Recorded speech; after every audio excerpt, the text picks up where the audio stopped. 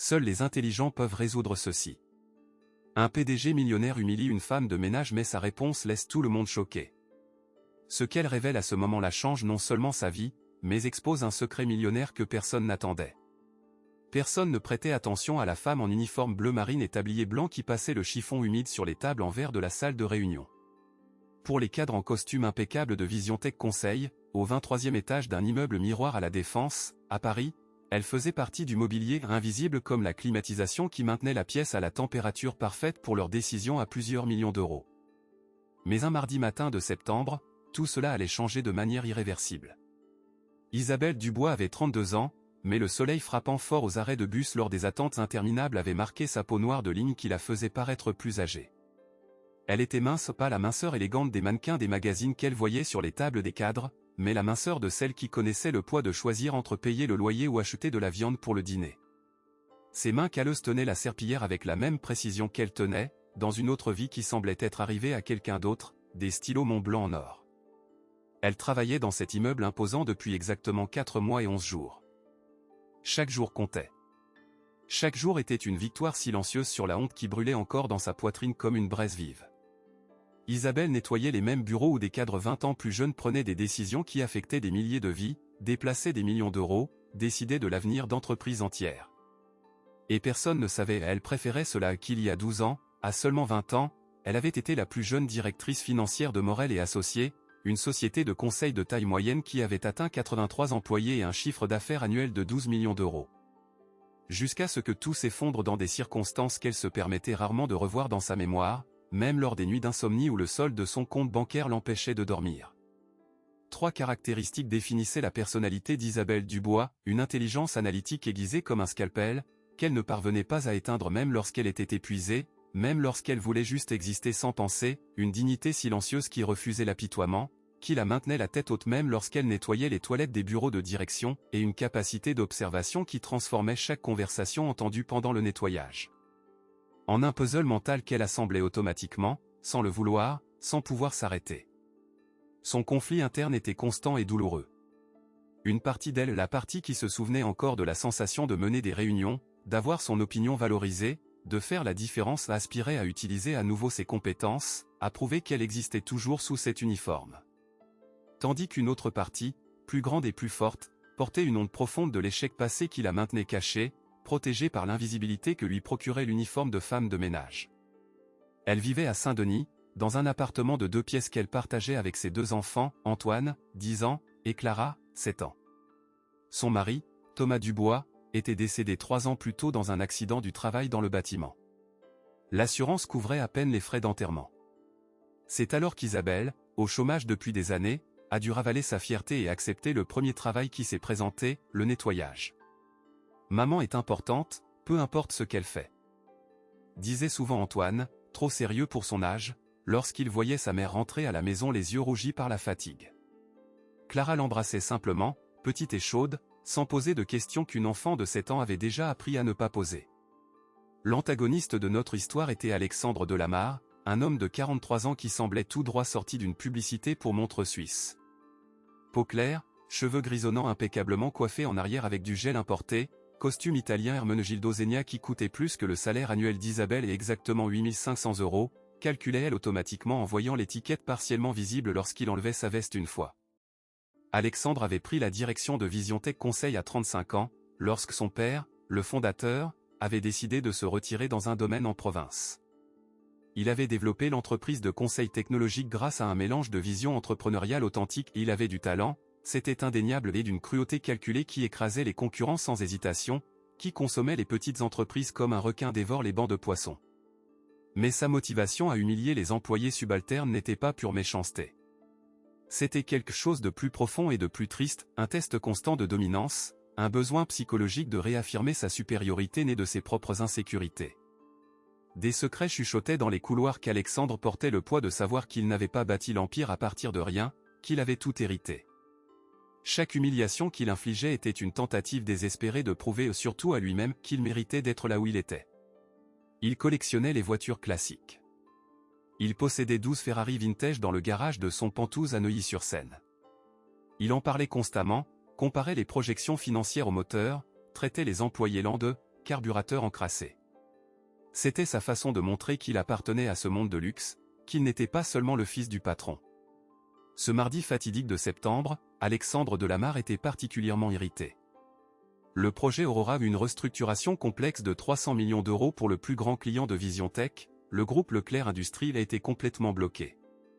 Depuis 6 semaines, ses analystes les plus brillants, tous diplômés de HEC, de l'INSEAD et de l'ESSEC, ne parvenaient pas à identifier l'erreur dans les calculs qui empêchaient les projections de se confirmer.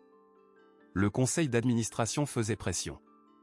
Le client menaçait de confier le contrat à la concurrence. Alexandre sentait le sol trembler sous ses chaussures italiennes en cuir. Lorsqu'il entra dans la salle de réunion à 8h15 et vit Isabelle en train d'effacer le tableau blanc où étaient griffonnées les dernières tentatives frustrées de résoudre le problème, quelque chose en lui décida de transformer sa frustration en divertissement cruel. « Et, vous ?» Sa voix coupa l'air comme un couteau aiguisé dans du tissu. Les 6 cadres autour de la table levèrent les yeux de leurs ordinateurs portables. Isabelle arrêta de nettoyer, mais ne se retourna pas immédiatement. « C'est à vous que je parle. La femme de ménage. Regardez-moi quand je vous parle. » Elle se retourna lentement, gardant les yeux baissés comme elle avait appris à le faire. « Oui, monsieur. Savez-vous ce qui est écrit sur ce tableau ?» Isabelle leva brièvement les yeux vers les chiffres, les graphiques et les équations qui couvraient la surface blanche, puis baissa à nouveau le regard. « Des chiffres, monsieur. Des chiffres. Quelle intelligence !» Alexandre rit, et les 6 cadres autour de la table rirent avec lui, ce rire nerveux et faux de ceux qui veulent plaire au chef. Sophie Moreau, l'analyste financière senior, détourna le regard, mal à l'aise. Philippe Leroy, le chef de projet, toussa et fit semblant de vérifier quelque chose sur son portable.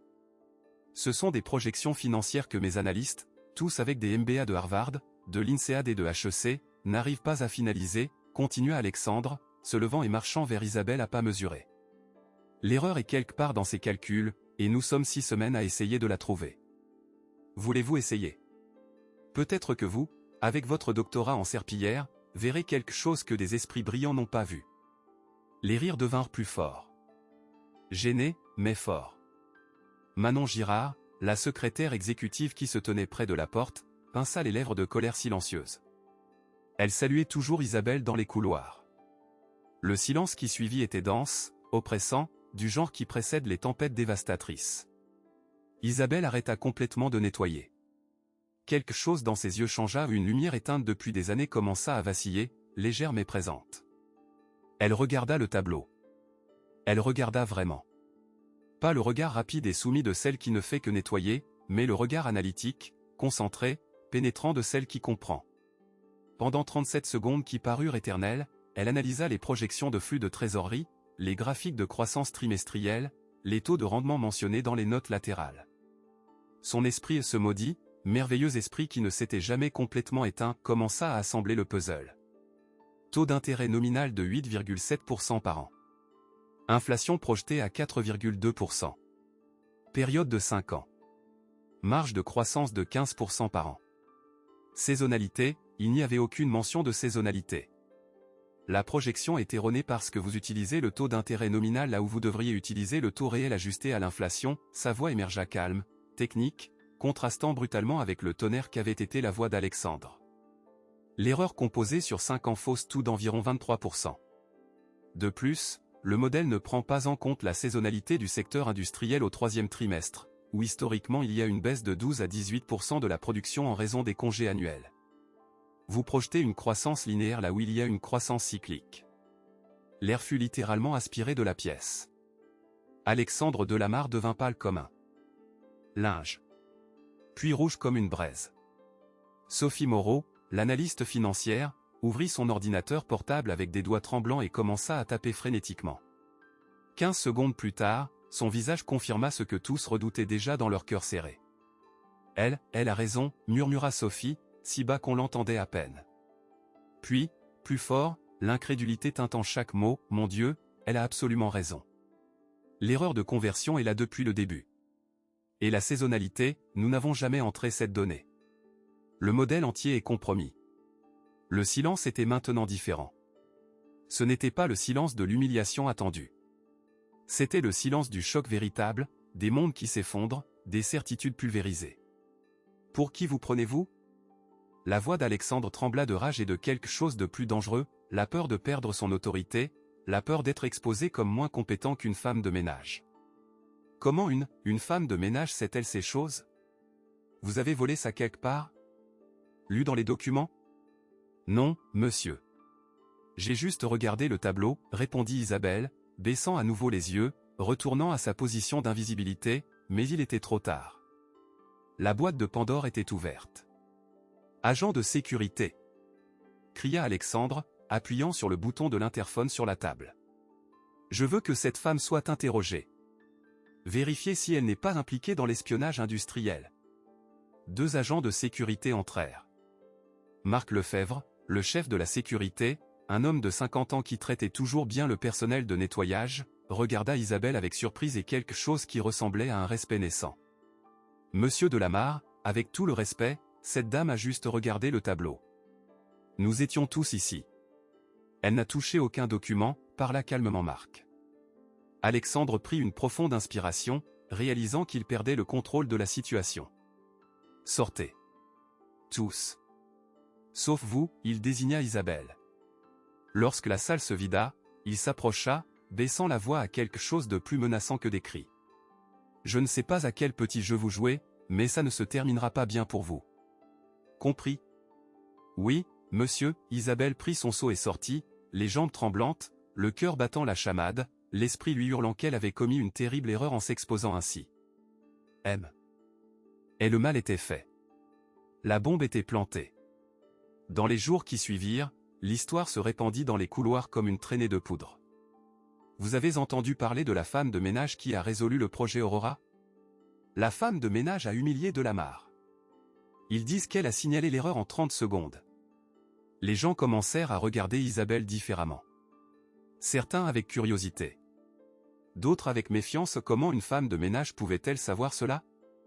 Manon Girard, la secrétaire exécutive, commença à la saluer avec plus de chaleur. Sophie Moreau l'observait dans les couloirs avec une expression pensive. Alexandre Delamarre, cependant, n'oublia pas. Jamais. Il commença à apparaître exprès lorsqu'elle nettoyait, faisant des commentaires coupants, acides, calculés pour humilier. Tiens, aujourd'hui, nous avons un génie qui nettoie nos toilettes. Attention à ne pas mal calculer la quantité de savon, hein. Est-ce qu'elle résout aussi les problèmes de canalisation bouchée ou se croit-elle seulement bonne en maths?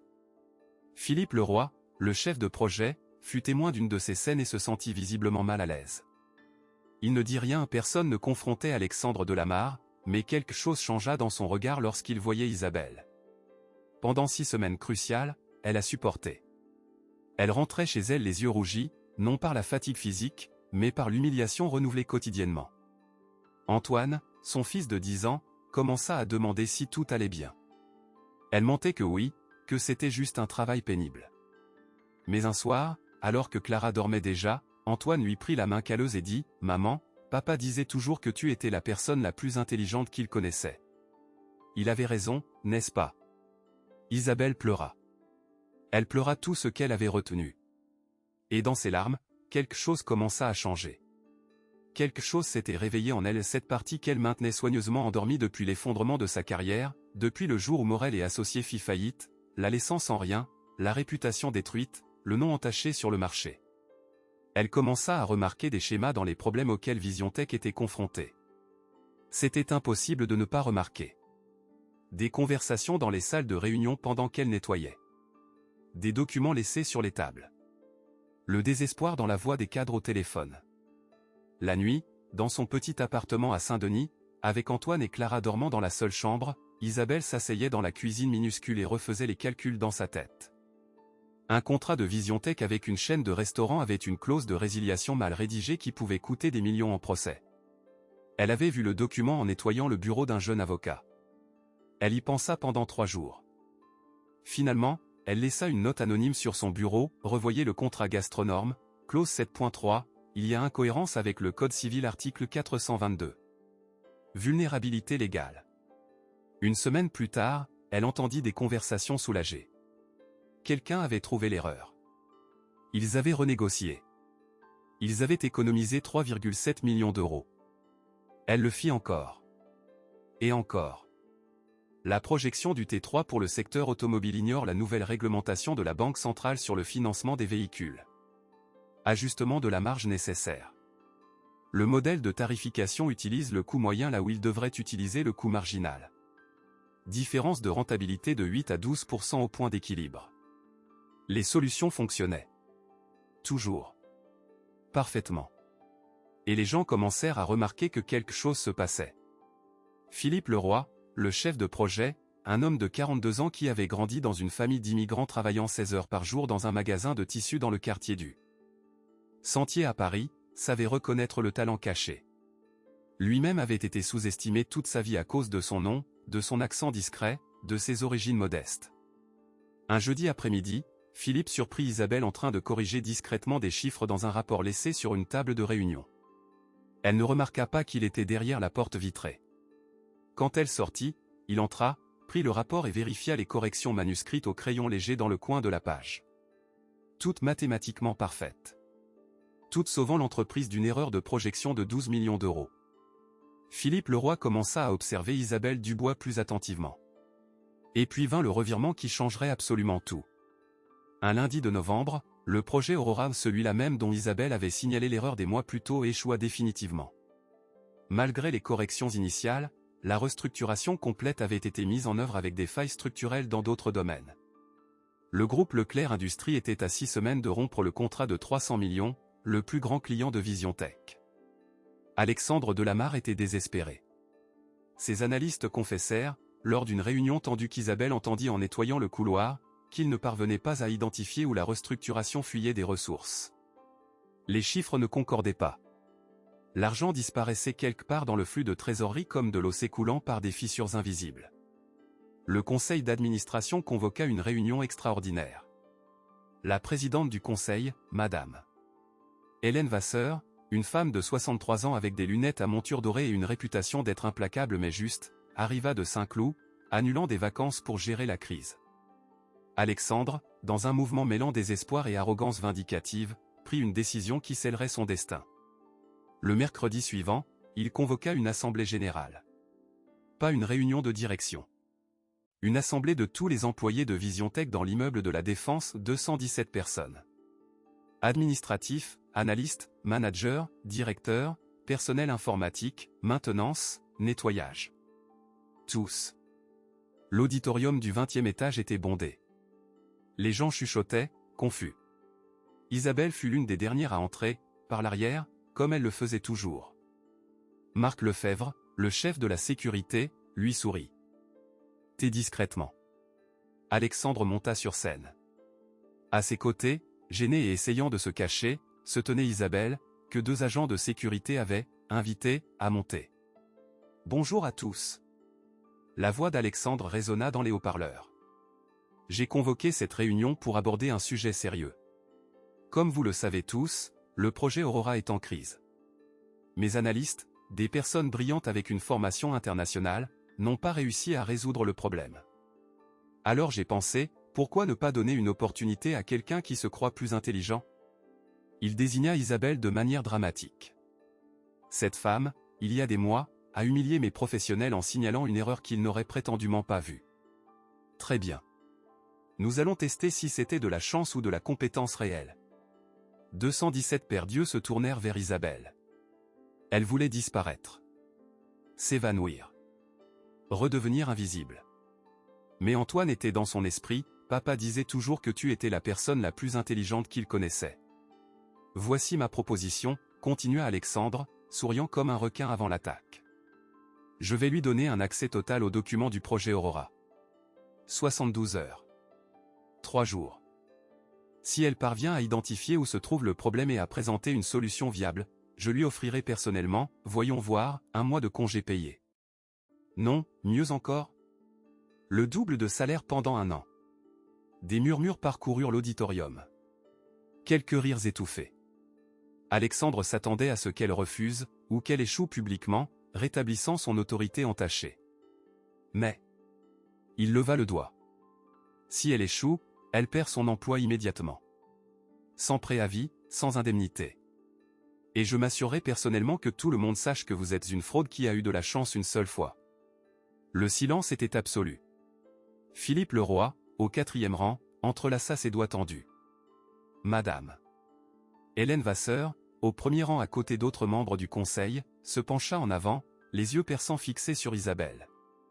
Alors? Vous acceptez? Lança Alexandre, plein de défis. Isabelle Dubois regarda cet homme qui l'avait humilié systématiquement pendant 6 semaines. Elle regarda les 217 personnes attendant sa réponse. Elle sentit le poids de toutes les fois où elle avait été invisible, de toutes les années passées à nettoyer des toilettes avec un doctorat mental en finance, de toutes les nuits où elle tenait la main de sa petite fille et prétendait que tout allait bien alors que ce n'était pas le cas. Mais elle vit aussi la lueur dans les yeux de certains.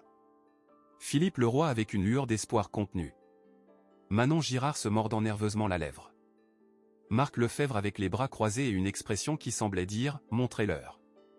Et elle pensa à Thomas Dubois, son mari décédé, qui avait toujours cru en elle. À Antoine. À Clara. J'accepte, sa voix émergea ferme, se surprenant elle-même. Mais j'ai besoin d'un accès total aux documents du projet. Tous. Sans restriction. Alexandre sourit, pensant qu'il avait gagné. C'est entendu. La salle de réunion 2307 est à votre disposition. Le compte à rebours commence, maintenant. 72 heures. Si vous aimez cette histoire de dépassement de soi et de justice, laissez votre j'aime maintenant pour que YouTube montre cette vidéo à plus de personnes qui ont besoin de ce message. Et abonnez-vous à la chaîne pour ne pas manquer la fin émouvante. Commentez ci-dessous seulement, dignité, nous allons voir combien d'entre nous croient au pouvoir de la seconde chance. Les 72 heures suivantes furent un tourbillon dévastateur. La salle 2307 était petite, avec une table de réunion pour 6 personnes, un vieil ordinateur et une pile de documents physiques qui occupaient la moitié de la table. Isabelle y entra à 3 heures de l'après-midi ce mercredi. Quand elle rentra chez elle cette nuit-là, il était déjà plus de 2 heures du matin. Antoine et Clara dormaient, laissés aux soins de Madame Bertin, la voisine retraitée. « Comment ça s'est passé, ma fille ?» demanda Madame Bertin, inquiète. « J'ai vu tes larmes dans l'ascenseur quand tu es descendue ce matin. J'ai une chance, Madame Bertin.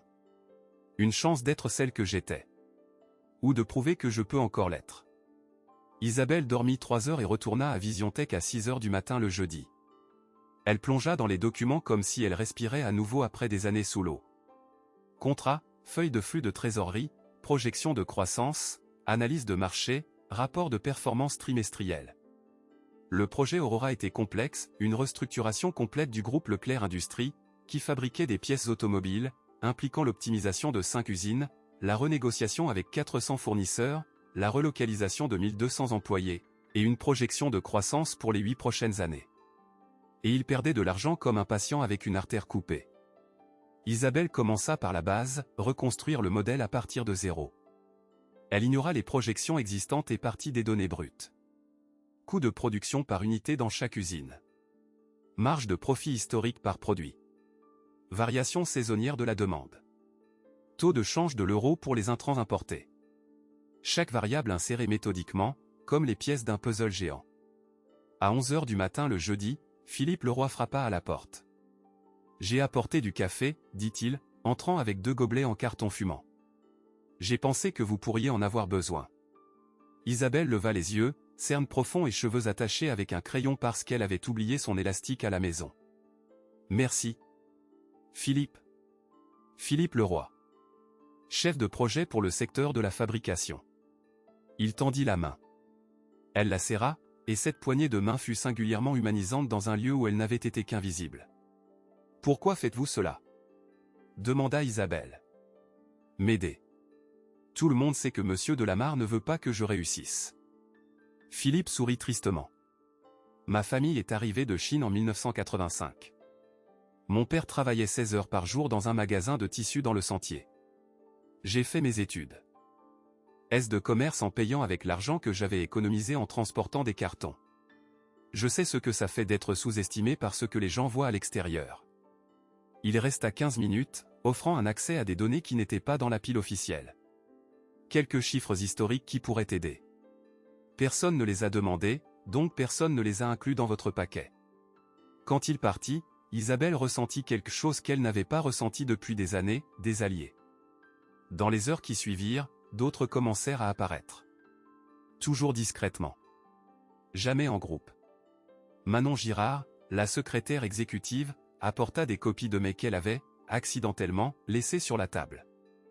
Dans ceci, des communications du client se plaignant de problèmes spécifiques que les analystes officiels n'avaient pas documentés. Paul Dubois, un jeune comptable de 26 ans qui travaillait au département fiscal, frappa timidement à minuit, dans la nuit de jeudi à vendredi. « Désolé de déranger, mais j'entendais vos conversations dans les couloirs. » Les solutions anonymes. C'est moi qui ai trouvé celle sur le contrat Gastronorme. Ça m'a sauvé la carrière. Je voulais, eh bien, j'ai accès au registre des paiements internes du projet. Si vous avez besoin. Il laissa un tableau de bord. Puis s'en alla rapidement avant que quelqu'un ne le voie. Un par un, comme des lucioles s'allumant dans l'obscurité, les employés commencèrent à lui rendre visite secrètement. Des personnes qui avaient été ignorées dans leurs préoccupations. Des personnes qui détenaient des pièces du puzzle mais n'avaient jamais été entendues parce qu'elles n'avaient pas les bons titres, les bons vêtements, la bonne couleur de peau, le bon nom de famille. Isabelle écoutait chacun avec une attention véritable, notait chaque information, remerciait en regardant dans les yeux. Elle assemblait un panorama complet que les analystes officiels n'avaient jamais eu parce qu'ils ne s'étaient jamais dignés à écouter au-delà de leur cercle d'élite. Ce fut à 3 heures du matin, dans la nuit de vendredi à samedi, qu'elle trouva. Elle vérifiait pour la 20e fois les projections financières lorsque quelque chose attira son attention. Un schéma. Les marges de profit projetées pour le groupe Leclerc n'étaient pas seulement optimistes, elles étaient impossibles. Croissance de 15% par an constante pendant 8 ans dans un secteur qui historiquement croissait de 6 à 8%. Réduction des coûts de 23% en 2 ans alors que la moyenne de l'industrie était de 7 à 9%. Les chiffres étaient intentionnellement gonflés. Isabelle prit le document original de la proposition de VisionTech au client, daté de mars, 8 mois plus tôt. Elle commença à comparer ligne par ligne avec les études de faisabilité réelles que Paul Dubois avait laissées. L'écart était flagrant. Mais pourquoi? Pourquoi gonfler les projections si cela mènerait assurément à l'échec du projet? Et puis elle vit. Enfouie dans l'annexe C, sous article 4.7, pratiquement invisible dans la rédaction bureaucratique, clause de bonus de performance pour le cabinet de conseil. Si le projet atteignait certains objectifs la première année, VisionTech recevrait un bonus de 47 millions d'euros.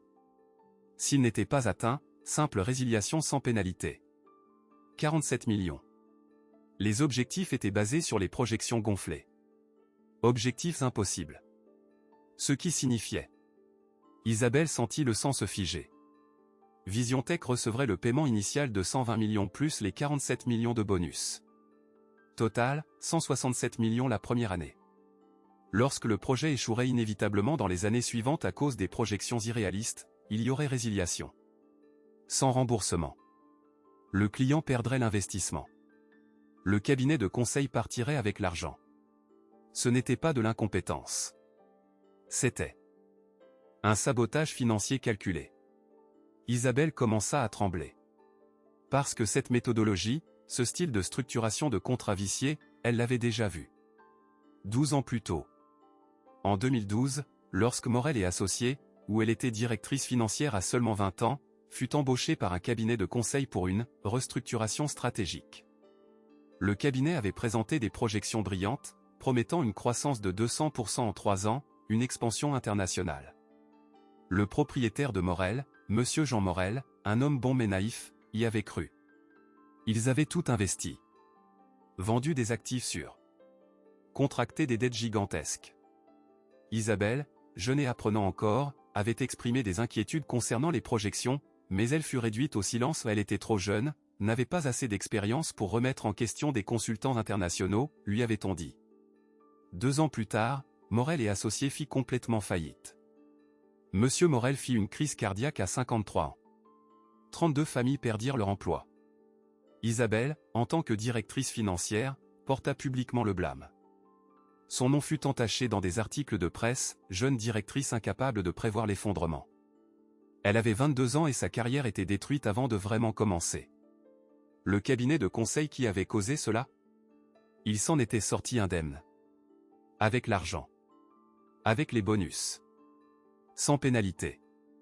Le nom de ce cabinet était VisionTech Partenaires Stratégiques, l'ancienne division de l'entreprise, avant qu'Alexandre Delamarre ne prenne la direction de son père. Isabelle sanglota là, seule dans la salle 2307 à 3h17 du matin ce samedi. Des larmes tombant sur des papiers qui prouvaient qu'elle n'avait pas échoué par incompétence. Qu'elle avait fait partie d'un système vicié qui priorisait les profits rapides au détriment de la durabilité. Que son talent, son expertise, n'avait jamais été rouillé et juste endormi sous des couches de traumatisme et de honte injuste. La découverte fut dévastatrice et libératrice simultanément. Elle travailla pendant les 40 heures suivantes presque sans arrêt. Elle documenta tout. Croisa les références. Construisit une présentation non seulement montrant l'erreur du projet Aurora, mais exposant le schéma systématique. Dimanche soir, avec 3 heures restantes au délai, Philippe Leroy frappe. À nouveau à la porte. « Vous avez trouvé quelque chose ?» demanda-t-il, voyant la pile de documents organisés par catégorie. « J'ai tout trouvé », répondit Isabelle, la voix rauque de fatigue. « Mais Philippe, cela va au-delà de l'erreur technique. Cela va mettre des personnes très puissantes en danger. » « Tant mieux, dit simplement Philippe. Ma grand-mère disait toujours, pour que le bien fleurisse, il faut parfois arracher les mauvaises herbes, même les plus profondes. Le lundi matin arriva, froid et lourd. L'auditorium était encore plus bondé que la semaine précédente. La nouvelle avait fuité. Des actionnaires étaient présents. La présidente du conseil, Madame Hélène Vasseur, occupait le premier rang avec 5 autres membres du conseil, tous avec des expressions graves. Alexandre Delamarre était assis à côté, avec un sourire suffisant mais des yeux légèrement tendus. À côté de lui, 4 de ses analystes seniors les plus loyaux. Au deuxième rang, Sophie Moreau semblait en conflit, elle était bonne dans ce qu'elle faisait, mais elle ne connaissait pas le stratagème. Dans les rangées arrière, 200 personnes. Certains visiblement encourageaient Isabelle. D'autres curieux. D'autres attendaient le spectacle de la chute. Antoine et Clara étaient à l'école, pris en charge par Madame Bertin qui s'était proposé de les récupérer. Mais Isabelle sentit leur présence en esprit. « Montre-leur, maman », avait dit Antoine ce matin-là. « Montre-leur qui tu as toujours été. » Isabelle monta sur scène. Plus courbée comme celle qui nettoie. Droite. La colonne vertébrale droite de celle qui a toujours connu sa valeur, mais avait temporairement oublié comment la ressentir. Elle connecta une clé USB au projecteur, l'équipement emprunté au fils de Madame Bertin, en utilisant 60 € qu'elle n'avait pas mais que Philippe Leroy avait discrètement glissé dans une enveloppe sur sa table. « Bonjour », sa voix sortit ferme à travers le microphone. « Je m'appelle Isabelle Dubois. Je travaille comme femme de ménage dans cet immeuble depuis 4 mois. Mais il y a 12 ans, j'étais la directrice financière de Morel et Associés. » Un murmure parcourut l'auditorium. Madame Hélène Vasseur se pencha en avant. Certains s'en souviennent peut-être. L'entreprise a fait faillite en 2014. J'ai porté la faute publiquement. Mais aujourd'hui, avec les données du projet Aurora, j'ai découvert quelque chose qui a changé tout ce que je croyais à propos de cette faillite. Première diapositive, comparaison côte à côte des projections du projet Aurora avec des études de marché réelles. Pendant 72 heures, j'ai analysé 347 documents du projet Aurora. J'ai identifié 17 problèmes techniques, allant des erreurs de taux de change à une mauvaise allocation des ressources de formation. Mais le problème principal n'est pas technique. Elle fit défiler les diapositives, montrant des graphiques de croissance. Alexandre commença à s'agiter. Les projections de croissance ont été délibérément gonflées. Croissance de 15% annuelle projetée là où l'historique du secteur montre 6 à 8%. Réduction des coûts de 23% là où la moyenne est de 9%. Ces projections sont impossibles. Mathématiquement impossibles. Sophie Moreau ouvrit son ordinateur portable, commença à vérifier frénétiquement. Pourquoi quelqu'un ferait-il cela? Continua Isabelle, passant à la diapositive suivante. La réponse est ici. Clause de bonus de performance qui générerait 47 millions d'euros pour VisionTech la première année, basée sur des objectifs impossibles. Lorsque le projet échouera inévitablement, il y aura résiliation sans remboursement. Le client perd l'investissement. Le cabinet de conseil garde l'argent. L'auditorium explosa en murmures bruyants. Alexandre se leva brusquement, c'est absurde. C'est de la diffamation. J'exige. Asseyez-vous, monsieur Delamarre. La voix de Madame Hélène Vasseur coupa comme un laser. Petite mais avec l'autorité d'une juge. Laissez cette femme terminer. Alexandre s'assit, pas maintenant. Isabelle prit une profonde inspiration et passa à la diapositive la plus dévastatrice. Cette méthodologie n'est pas nouvelle. Elle est identique à celle utilisée par VisionTech Partenaires Stratégiques en 2012, lorsqu'elle a détruit mon ancienne entreprise. Voici la comparaison, structure du contrat, clause de bonus, projection gonflée, période de sortie planifiée. C'est le même schéma. Elle montra des documents côte à côte. La salle devint absolument silencieuse. Morel et Associés n'a pas fait faillite par incompétence de sa directrice financière de 20 ans, la voix d'Isabelle trembla maintenant, mais d'une émotion contrôlée. Elle a fait faillite parce qu'elle a été systématiquement sabotée par un modèle d'entreprise qui privilégie les profits à court terme à travers des projections irréalistes qui condamnent les clients à l'échec. Elle se tourna pour regarder Alexandre directement. « Je suis morte professionnellement en essayant d'empêcher exactement ce que vous faites maintenant avec le groupe Leclerc. Et je ne permettrai pas que d'autres familles subissent ce que la mienne a subi. » La diapositive suivante montrait non seulement les problèmes, mais les solutions. Un plan de restructuration réel, viable, qui sauverait le projet. Isabelle avait passé 20 des 72 heures non seulement à identifier les erreurs, mais à construire des alternatives. Chaque chiffre justifié. Chaque projection réaliste, conservatrice, honnête. Chaque risque cartographié avec des plans de contingence. Le projet Aurora peut être sauvé, continua-t-elle, revenant à un ton technique.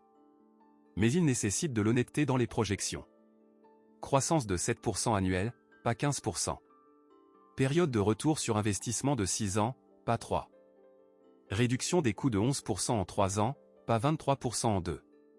Cela sauve le contrat, maintient 300 emplois au groupe Leclerc, et préserve la réputation de cette entreprise. Elle montra des tableaux de bord, des graphiques, des simulations. 45 minutes de présentation méticuleusement construite. Quand elle eut terminé, le silence était dense de multiples significations. Alexandre tenta d'argumenter, elle ne comprend pas les complexités de « il faut faire confiance à l'expert ». Tisse de. Mais sa voix sonnait creuse. Désespérée. Les mots d'un homme voyant son monde s'effondrer. Madame. Hélène Vasseur se leva. Réunion exécutive du Conseil. Maintenant. Monsieur Delamarre, Madame Dubois, veuillez nous accompagner. Ce qui se passa dans l'heure suivante fut privé, mais le résultat arriva en début d'après-midi. Alexandre Delamarre fut démis de ses fonctions de président exécutif. Une enquête interne complète fut ordonnée. Audit externe sur les 8 dernières années de contrat. Dans les jours qui suivirent, on découvrit qu'Alexandre n'avait pas initié le stratagème, il avait hérité de la méthodologie du département que son père avait créée dans les années 2000. Mais il l'avait perpétué, étendu, perfectionné. Son besoin psychologique de prouver qu'il méritait la position avait été canalisé pour maximiser les profits à tout prix. Il ne fut pas emprisonné et les contrats étaient légaux, techniquement, juste extrêmement contraires à l'éthique. Mais un accord fut proposé, se retirer complètement, chercher un traitement psychologique pour ses tendances abusives, et utiliser sa fortune personnelle pour payer la réhabilitation de carrière pour les victimes de ses pratiques. Étonnamment, il accepta. Peut-être pour la première fois de sa vie, Alexandre Delamarre avait été forcé de se confronter à qui il était réellement. Les années suivantes ne seraient pas douces avec lui, mais elles seraient transformatrices. Pour Isabelle Dubois, la transformation fut encore plus profonde. 3 jours après la présentation, Madame Hélène Vasseur la convoqua personnellement pour une réunion. Madame Dubois, le Conseil a voté à l'unanimité. Nous aimerions vous offrir le poste de consultante senior en intégrité financière. Salaire initial de 18 000 € par mois, bonus pour la performance éthique, et participation aux bénéfices. Accepteriez-vous ? Isabelle, assise dans la même salle où des mois plus tôt elle nettoyait les vitres, regarda cette femme de 63 ans qui représentait tout ce qu'elle aurait pu être.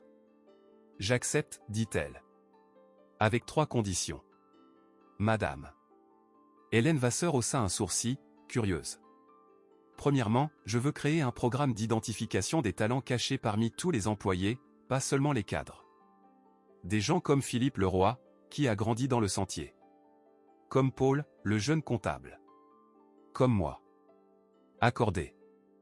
Deuxièmement, je veux un mentorat subventionné par l'entreprise pour les personnes issues de communautés marginalisées qui veulent entrer sur le marché financier mais n'y ont pas accès. Accordé.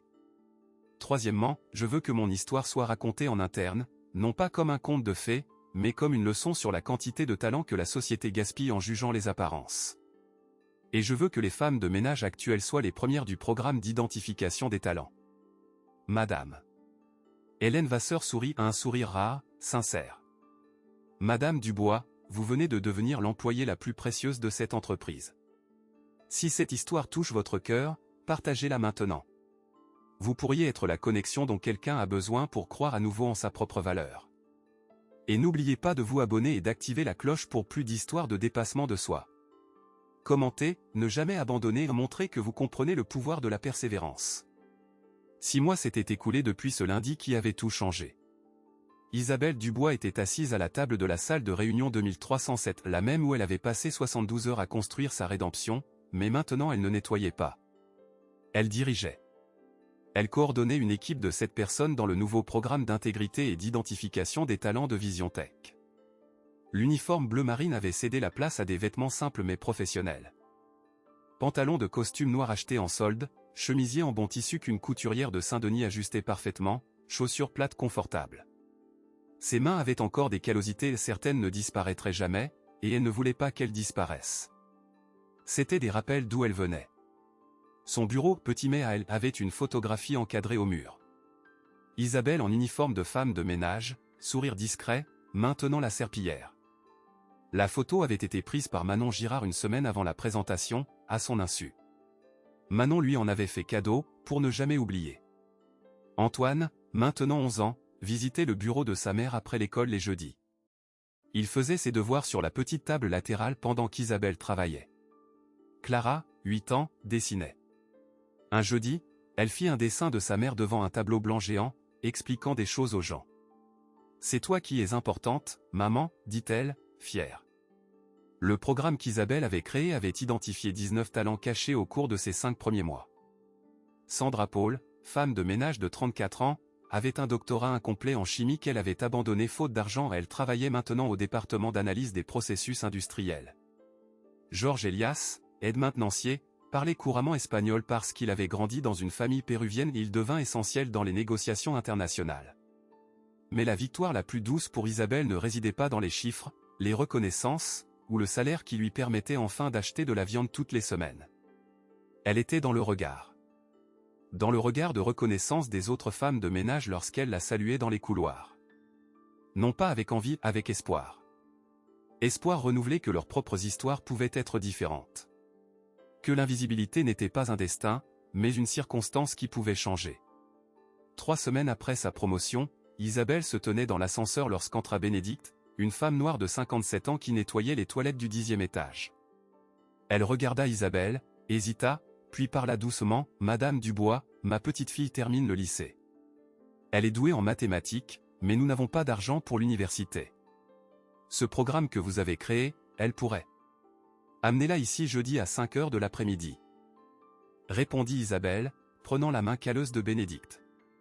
Des mains qui reconnaissaient des mains. « Nous trouverons un moyen. » La petite fille de Bénédicte, Julia, 17 ans, devint la première boursière du programme de mentorat.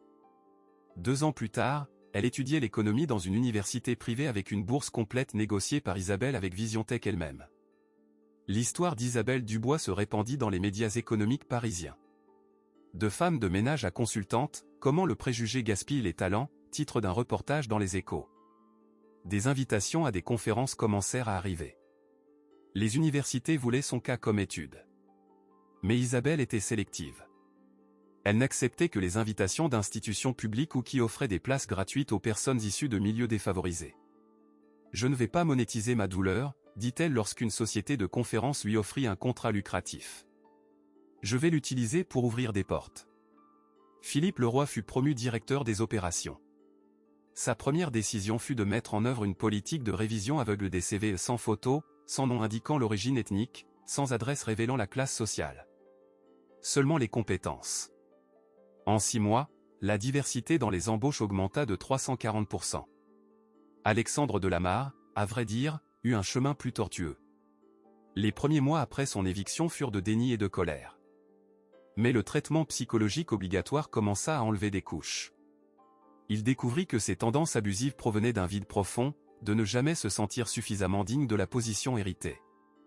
1 an et demi après sa chute, il fit quelque chose que personne n'attendait, il demanda une réunion avec Isabelle. Elle accepta de le rencontrer dans un café neutre, pas à l'entreprise. Il arriva différent aux cheveux moins impeccablement coiffés, vêtements chers mais non ostentatoires, yeux qui ne brillaient plus avec cette cruauté calculée. « Je suis venu m'excuser, dit Alexandre, sans détour. Je n'attends pas le pardon. Je ne le mérite pas. Mais vous devez savoir que, me voir tel que j'étais devenu à travers vos yeux sur cette scène, cela m'a sauvé de devenir quelque chose d'encore pire. » Isabelle regarda cet homme qui avait tenté de la détruire pendant 6 semaines cruciales. Elle sentit de la colère. Elle sentit de la rancœur. Mais elle sentit aussi quelque chose d'inattendu, de la compassion. « J'accepte vos excuses, dit-elle calmement. Pas pour vous. Pour moi. Parce que porter la colère serait vous donner un pouvoir que vous ne méritez plus d'avoir sur ma vie. » Ils ne devinrent jamais amis. Mais Alexandre devint un donateur anonyme du programme de mentorat. Des milliers d'euros mensuellement, sans bruit, sans reconnaissance. C'était sa forme de pénitence. Un jeudi après-midi, 2 ans après ce mardi qui avait tout changé, Isabelle était en train d'organiser des documents lorsqu'on frappa à la porte de son bureau. C'était une jeune femme d'environ 23 ans, noire, avec des vêtements simples mais propres. « Madame Dubois ? Je m'appelle Patricia. Je travaille au nettoyage de l'immeuble d'Aix-en-Grave-Côté. J'ai lu votre histoire dans le journal, et j'ai besoin de vous dire quelque chose. » Isabelle lui fit signe de s'asseoir. « J'ai fait 2 ans de génie civil. J'ai dû arrêter parce que ma mère est tombée malade et que je devais travailler. Mais quand je nettoie ces bureaux d'ingénierie, je vois les projets, et je me souviens encore de tout, et parfois je vois des erreurs, et... » Isabelle sourit ce sourire de celle qui reconnaît sa propre histoire dans d'autres yeux. « Patricia, avez-vous des documents de la faculté? Relevé de notes? Oui, mais, venez ici vendredi. Nous allons voir ce que nous pouvons faire. » 3 mois plus tard, Patricia travaillait comme assistante technico. Département d'ingénierie d'une entreprise partenaire, avec une bourse pour terminer ses études les week-ends. C'était la 17e histoire de transformation du programme. Et lorsque quelqu'un, journaliste, étudiant, personne lors de conférences demandait à Isabelle Dubois comment elle avait supporté des années d'invisibilité après avoir eu une carrière prometteuse, sa réponse était toujours la même, calibrée et profonde: la dignité n'est pas dans le travail que vous faites. Elle est dans la manière dont vous faites n'importe quel travail que vous avez. Je nettoyais ces bureaux avec la même excellence que j'analysais les finances. C'est la société qui doit apprendre à voir la valeur au-delà des titres et des uniformes. Et tant que la société n'apprend pas, il nous appartient à ceux qui réussissent à briser les barrières et de tenir la porte ouverte pour ceux qui suivent. Un matin particulièrement clair de septembre, 3 ans après le début de cette histoire, Isabelle se trouvait à nouveau dans l'auditorium de Vision Tech. Mais cette fois, comme conférencière invitée pour l'intégration des nouveaux employés. 80 jeunes, yeux brillants, carrière commençante. Elle monta sur scène, la même scène où elle avait failli être détruite, et où elle avait renaît. « Bonjour. Je m'appelle Isabelle Dubois. Je suis consultante senior en intégrité financière dans cette entreprise. Mais j'ai aussi été, et à certains égards je le suis toujours, la femme de ménage que vous croiserez dans les couloirs. Et je veux que chacun de vous comprenne une chose fondamentale. » Elle fit une pause, regardant ces visages variés, certains noirs comme elle, certains pauvres comme elle l'avaient été, certains riches et issus de familles établies. Vous n'êtes pas définis par où vous avez commencé. Ni par les titres. Ni par les noms de famille. Vous êtes définis par 3 choses: la compétence que vous développez, le caractère que vous choisissez, et la compassion que vous pratiquez. Lorsque vous voyez quelqu'un en uniforme de nettoyage, souvenez-vous, vous ne regardez pas juste une femme de ménage. Vous regardez une personne complète, avec une histoire, avec des talents, avec de la dignité.